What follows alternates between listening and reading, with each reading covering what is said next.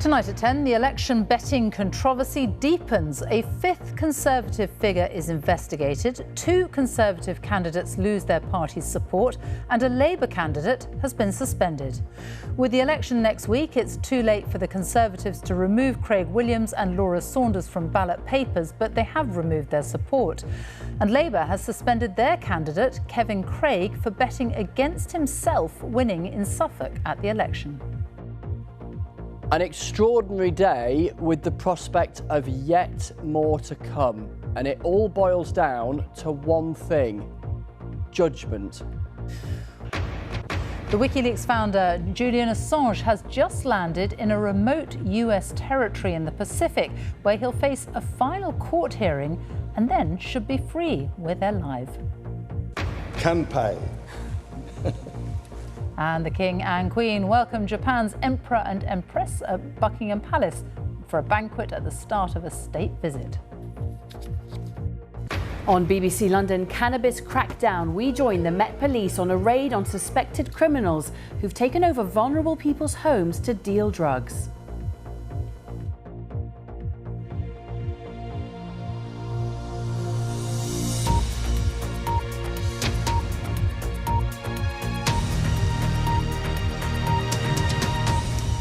Good evening. A fifth Conservative figure is now being investigated by the Gambling Commission over alleged bets on the timing of the general election. The Conservative Party has withdrawn its support for 2 candidates, Craig Williams and Laura Saunders. Now, Russell George, a Conservative member of the Welsh Parliament, is being looked into as well. And Labour has suspended one of its candidates, Kevin Craig, who admitted he had bet against himself losing in a Suffolk constituency. Now, a cabinet minister has also said he was joking when he told the BBC he'd won more than £2,000 on the timing of the election. More on that in a moment, but here's our political editor, Chris Mason. This is Craig Williams, a friend and parliamentary aide to the Prime Minister. He turned down my request for an interview, but said this on social media this afternoon. I remain on the ballot paper on the 4th of July, and I hope to secure your support after years of delivery.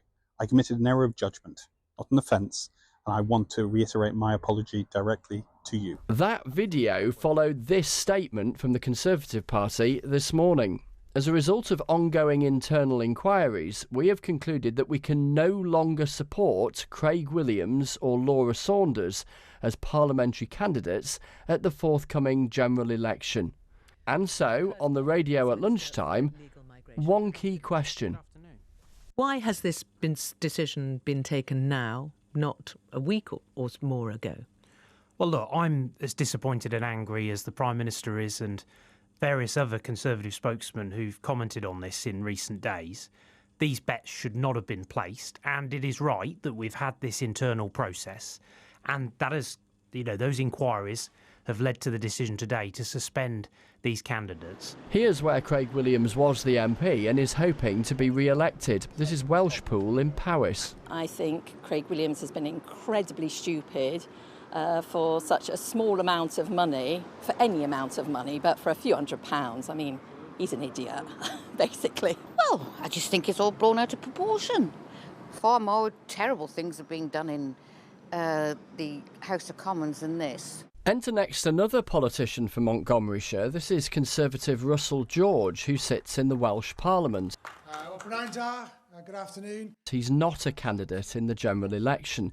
He bet on a July election over a week before it was called. I understand he didn't know about Mr Williams's bet, nor Mr Williams his. In a statement, Russell George said he would cooperate fully with the Gambling Commission, adding, "I have stepped back from the shadow cabinet while the investigation is ongoing.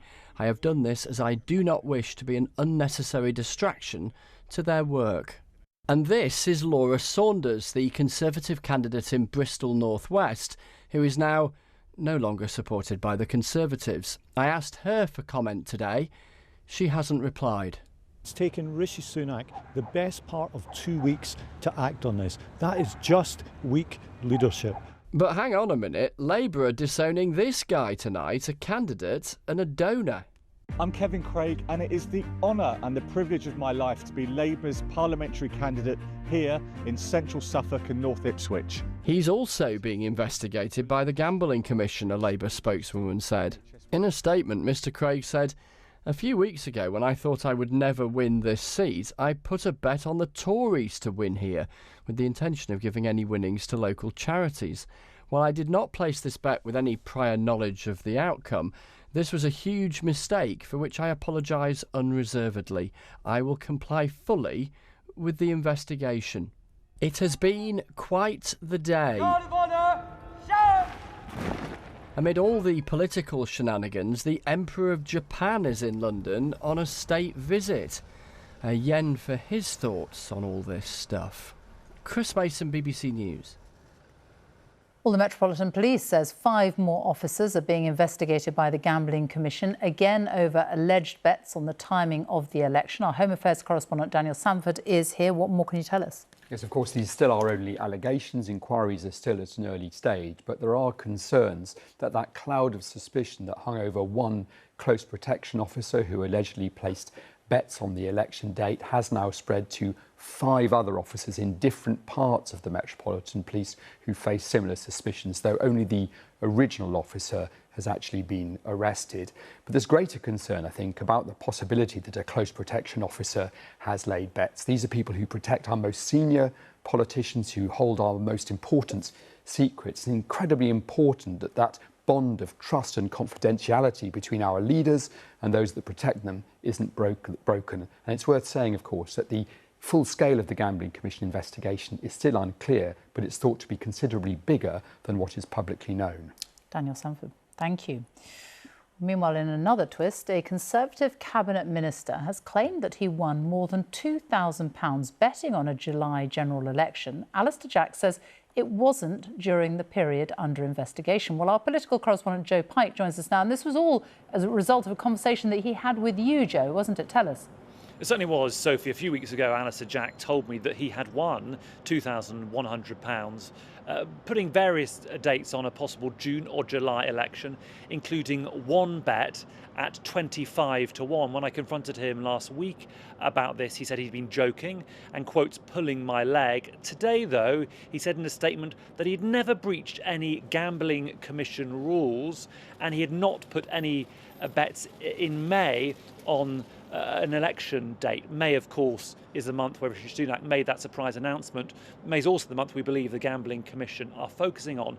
But I did ask Mr Jack, Sophie, whether he'd at any point put bets on the election date. He did not respond to that request. He's somebody who, just as he is standing down from Parliament, is making headlines. In this case, I think we should say, is different from many of the others. This is not necessarily about breaking the rules. This is about whether it's appropriate for someone who is in the cabinet, who is at the heart of government, at Rishi Sunak's top table, and whether he should be putting a bet potentially on a decision which will ultimately be made by his boss.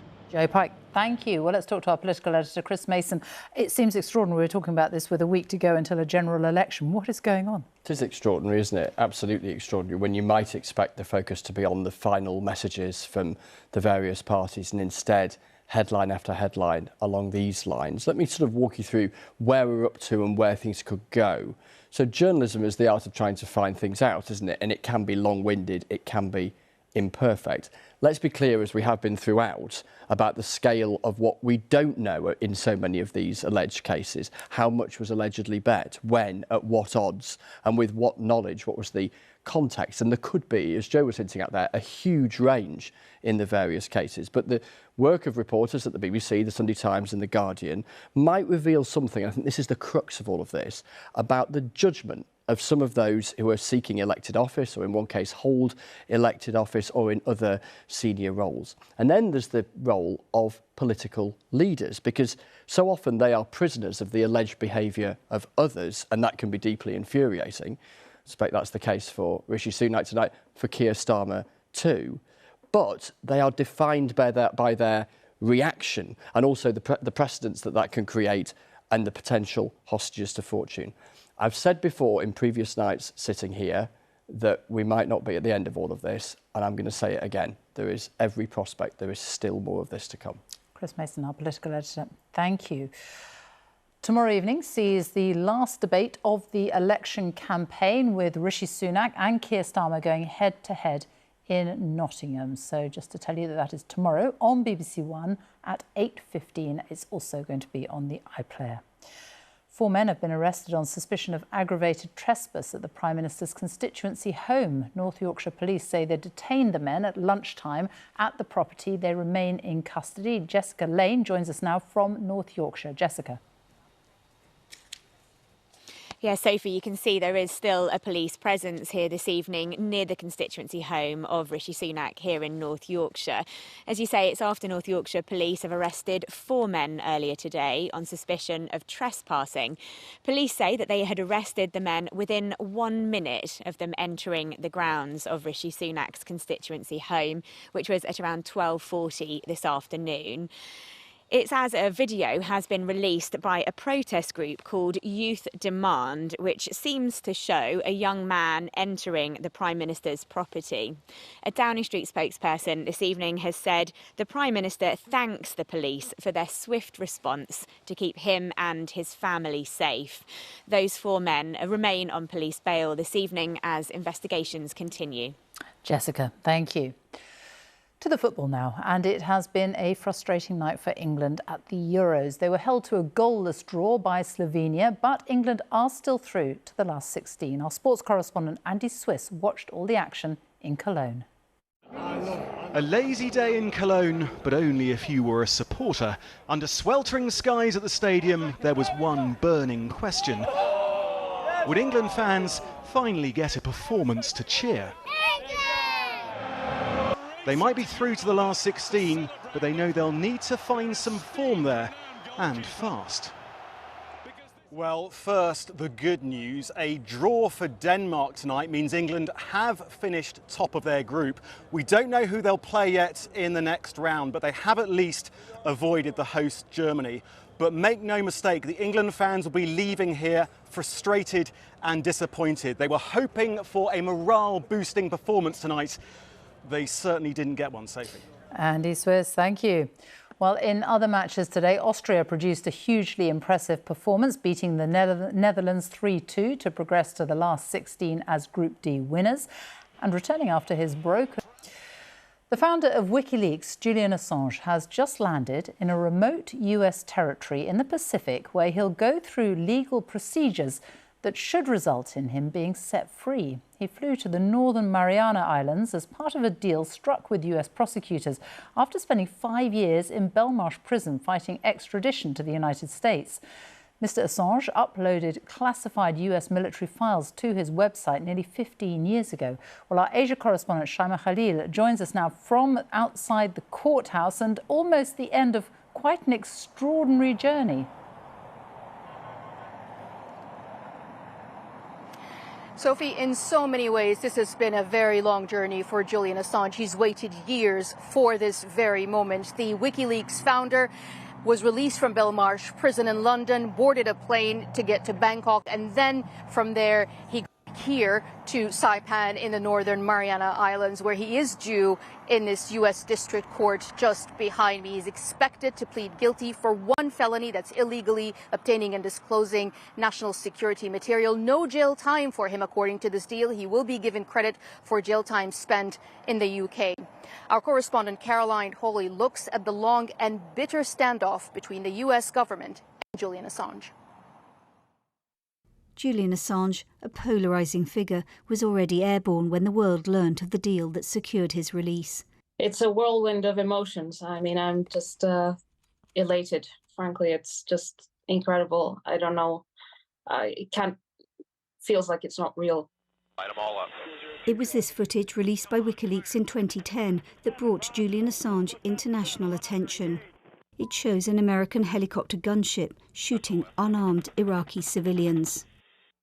It was part of a flood of classified material, military files and diplomatic cables spilled by WikiLeaks that year. Months later, an international arrest warrant was issued. Sweden wanted to question him about allegations of sexual assault made by 2 women. To avoid extradition, he sought refuge in Ecuador's London embassy. He spent 7 years there, but in 2019, a dramatic moment as he's dragged out after the Ecuadorian government withdrew his political asylum. He's jailed for skipping bail. And soon it was the Americans asking for his extradition. Backed by his supporters, he fought against it in the courts and lost.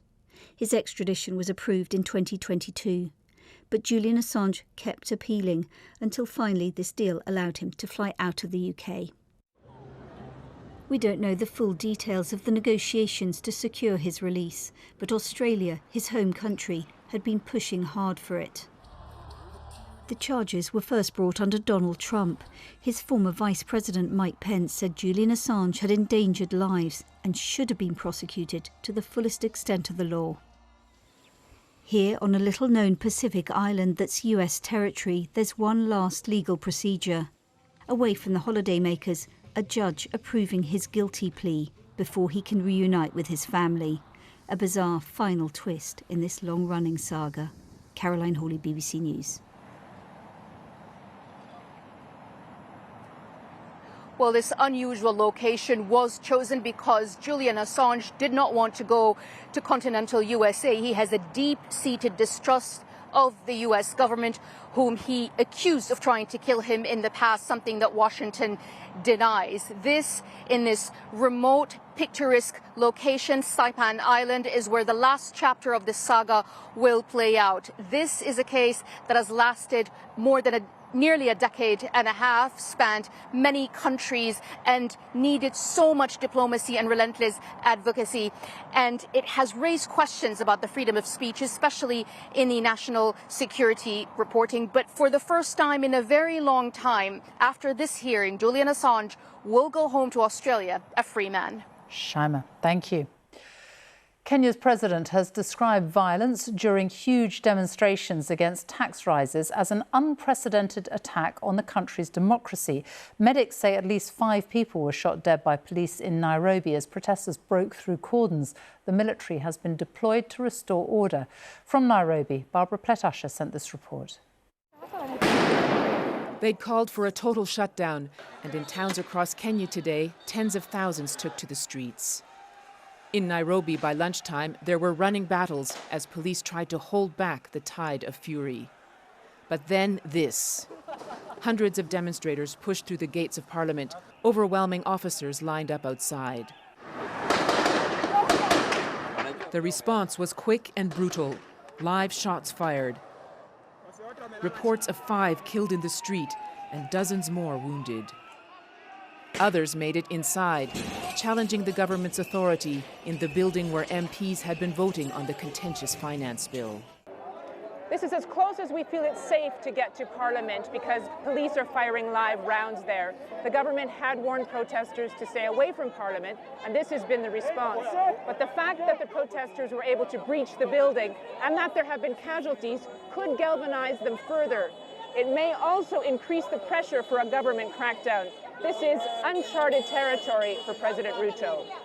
At the end of the day, he addressed the nation. I have directed all the organs of our national security to deploy measures to thwart any attempt by dangerous criminals to undermine the security and stability of our country. Those on the streets earlier were united in anger.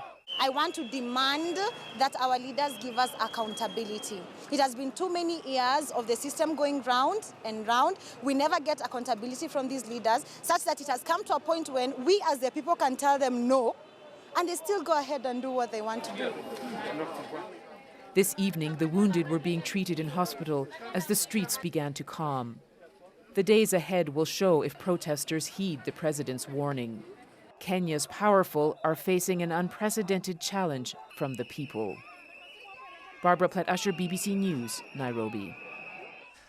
Now, thousands of you have been in touch with us through the BBC's Your Voice, Your Vote on what you think are the biggest election issues. Last year, net migration was more than 680,000, 3 times higher than it was in the last election in 2019. Our UK editor, Ed Thomas, has been to Peterborough, a city where almost a third of residents were born outside the UK, to find out what people there are feeling.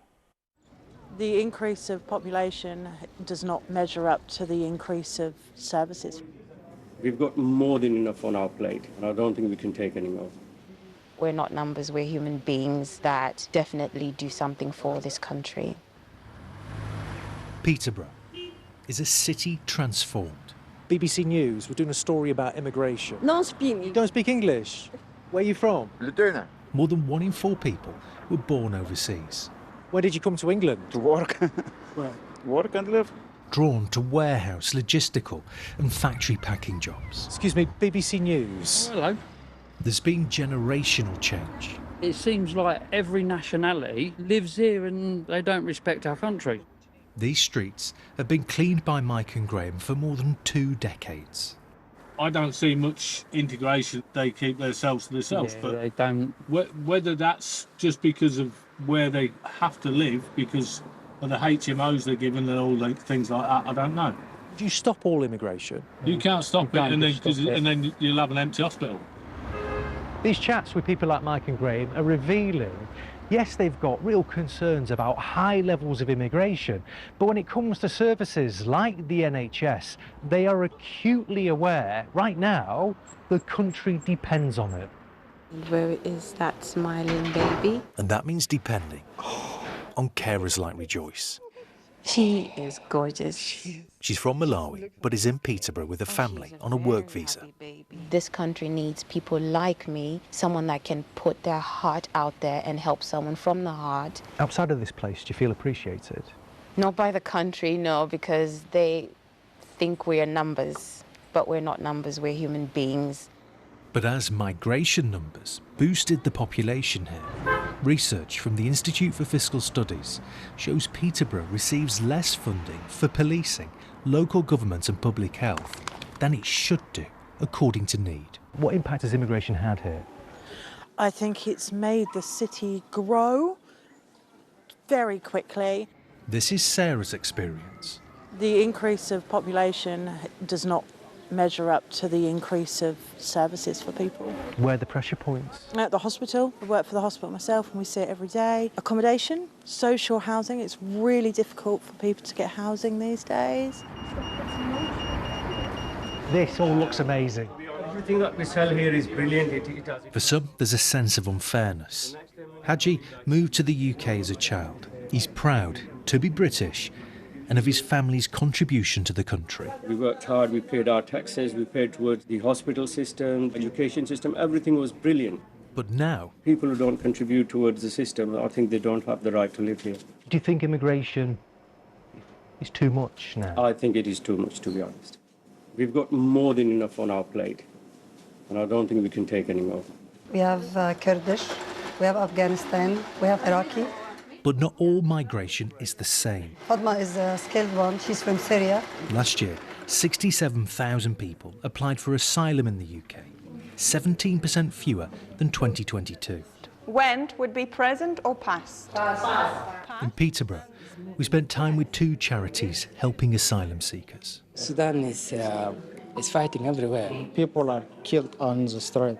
Mohammed and Adil fled Sudan before their long journey to the UK. We traveled from Libya, 300 people. We arrived to Italy, 200. 100 people dead? 100 people died, children and women. Why did you want to get to England? We chose England because the government helped us. Yeah, but honestly, I don't get any help in French. It's the hope for a better life that also brought Irina here. If you were the next Prime Minister, what would you do? Jesus Christ. She came here 15 years ago from Latvia. I would close the borders. Her worry is illegal immigration and the small boats from France. If people not behaving, so they also must be deported. Britain is now her family's home, and she says she will vote in this election. Do you think there's a bit of a conflict in what you're saying when you're an economic migrant who came here 15 years ago? I'm working, I'm all the time working, I'm all the time have job. I don't know. Do you understand the concerns some people have? Look, I live here too. I'm a resident in England. We all have difficulties, homelessness and housing, access to healthcare. It's a deeper problem than just blaming a few people that have kind of escaped torture. This election, immigration matters. The challenge for the 2 main parties is to convince voters that they can control illegal boat crossings from France, but also After years of large-scale migration, they have a credible plan to make Britain less reliant on workers from abroad. Thomas, BBC News, Peterborough. Our senior UK correspondent Seema Katecha is with me. That is the view from Peterborough. What is the view of the parties? What are they saying? Well, people coming here legally or illegally triggers passionate views, doesn't it? I mean, some polls suggest that immigration and asylum are some of the most important issues for voters out there. Now, the Tories say they want to reduce illegal migration by establishing a deterrent. That's the Rwanda scheme. They say they will crack down on organised immigration crime by clamping down on people smugglers, and they will return people with no right to be here to their own country. Labour says it will reduce reliance on overseas workers by boosting Britain's skills by tackling skills shortages. It says it wants to reform the points-based immigration system to bring down migration and use new counter-terrorism powers to tackle people smugglers. And Reform UK, Nigel Farage's party, says it wants to freeze non-essential immigration. But the truth is immigration is a tough nut to crack, balancing the country's economic needs with the need to police borders. And I think the question for voters here is which party has the most credible plan to get that balance right. Seema Katecha, thank you. The Emperor and Empress of Japan have been welcomed by King Charles and Queen Camilla with a state banquet at Buckingham Palace tonight at the start of a three-day visit. Princess Anne, who was due to attend, remains in hospital in Bristol, recovering from concussion and a minor head injury. Our senior royal correspondent Daniela Ralph reports.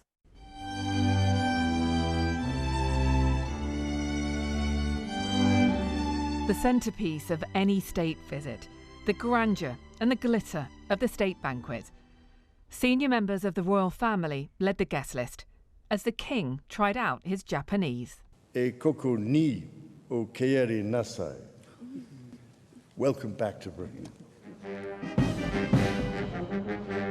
Earlier there was a ceremonial welcome for Emperor Naruhito and Empress Masako. Unusually, this is a state visit during an election campaign, and changes have had to be made to ensure political neutrality. This state visit was planned well before the election was called, having already been delayed due to the COVID lockdown. There was no appetite for a further postponement. Instead, all the big political moments have been stripped away. So no trip to Downing Street and no formal meeting with the Prime Minister. The carriage journey through London included a masked empress. She has a chronic allergy to horsehair. The Japanese royal couple are Anglophiles. They both studied at Oxford and maintain links to the UK. Arriving at Buckingham Palace, the royal welcome has not included Princess Anne. She remains in hospital in Bristol, recovering from concussion. Her daughter, Zara Tindall, went to see her mother today, as did the princess's husband, Sir Tim Lawrence. How's she doing, sir? Doing fine. Slow but sure. Not everyone could be here. Kanpai. But this is a state visit that unites two royal households and celebrates their shared experiences and friendship. Daniela Ralph, BBC News. The weather now. Darren Bettis here with a rather wonderful sunset. Isn't it just? It's been a hot day today for England and Wales. More to come for tomorrow. This could be the south of France, but it's nowhere near. It's actually Kent, where we had, in the southeast of England, temperatures reaching 29, even 30 degrees. Much cooler today, though, in Scotland and Northern Ireland. Have had some cloud, have had some rain limiting the temperatures in Scotland. You can see the differences really over the past few hours. That rain that we've got in Scotland is getting drawn away, so it will become drier overnight. And where we get some breaks in the cloud in the northwest of Scotland and Northern Ireland, it could be quite chilly, temperatures 6-7 degrees, but it's still warm overnight in England and Wales, and it's going to be a fine day for many, I think, for tomorrow. Lots of sunshine again. The cloud will bubble up as temperatures climb, threatening one or two showers over the Welsh Hills, perhaps the Pennines. The bulk of the showers again will be in Scotland, perhaps not quite as wet as today, but the risk of some thunderstorms. We're going to find this rain coming in a little more quickly into Northern Ireland, but ahead of that there'll be some sunshine. That'll lift temperatures to 21 degrees, but the really high temperatures are going to be across England and Wales, and again 30 degrees is quite likely in the southeast of England. But things are going to change on Thursday. This low pressure coming in from the Atlantic, pushing ahead this weather front. Now behind that, the wind will be coming in from the Atlantic. That's cooler and fresher air, and it's going to push away all the heat and humidity into the near continent. But that weather front is that band of cloud there. It's not much, little or no rain on it, sunshine ahead of it, sunshine behind it, and then with the low, blustery showers or longer spells of rain for Scotland and Northern Ireland, a few showers coming over the Irish Sea as well. It will be cooler everywhere during Thursday, 17 in Glasgow, but still very warm for much of the day across eastern parts of England, just not quite as hot as it's been today.